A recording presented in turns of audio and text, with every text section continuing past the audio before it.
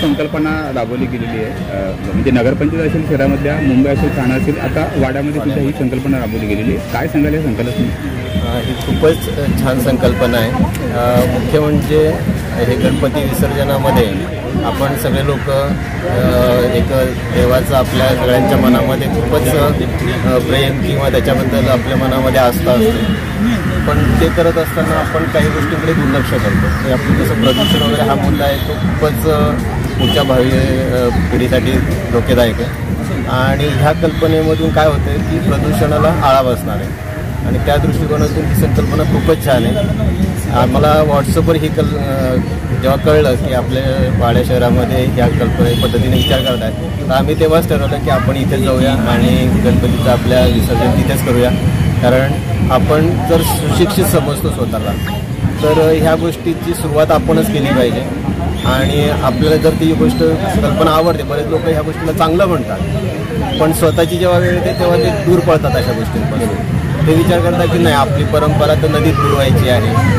पण जर आपल्याला ह्या सगळ्या गोष्टी जर पुढच्या भावी पिढीच्या दृष्टीने विचार करायचा असेल तर हे अत्यावश्यक आहे बिलकुल. मग तुम्ही कुठेही राहा, शहरात असा, खेड्यात असा, जवळ नदी म्हणून काही प्रश्न नाही, पण म्हणून नदीवर जाऊन लगेच बुडवण्यापेक्षा अशा ठिकाणी येऊन आपण जर ह्या गोष्टी केल्यात तर निश्चितच हे चांगलं असणार आहे. आणि म्हणून ह्या संकल्पनेला आमचं पूर्ण घराचा म्हणजे भाऊ आहे माझा, त्यांचा आमचा सगळ्यांचा पाठिंबा होता आणि आम्ही ठरवलं की त्याला आपण विसर्जन करूया.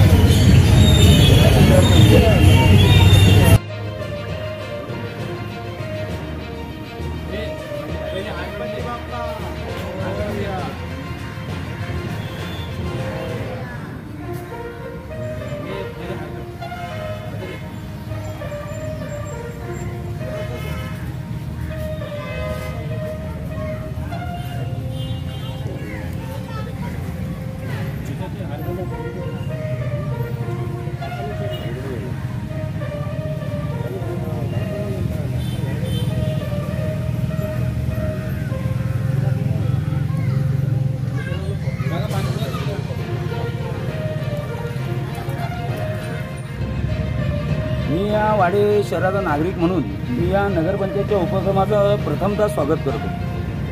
अतिशय सुंदर उपक्रम वाडा नगरपंचायतने राबवलेला आहे.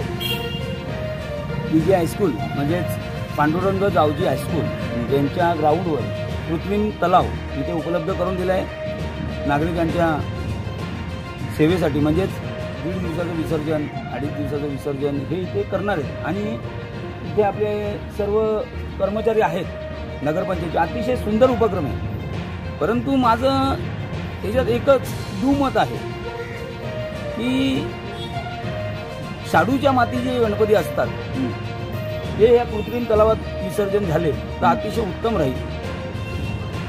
याचं कारण असं आहे की जे प्लॅस्टर ऑफ पॅरिस म्हणजे POP हे जे गणपती इथं विसर्जन होतील ते गणपती लवकर विरघळत नाही.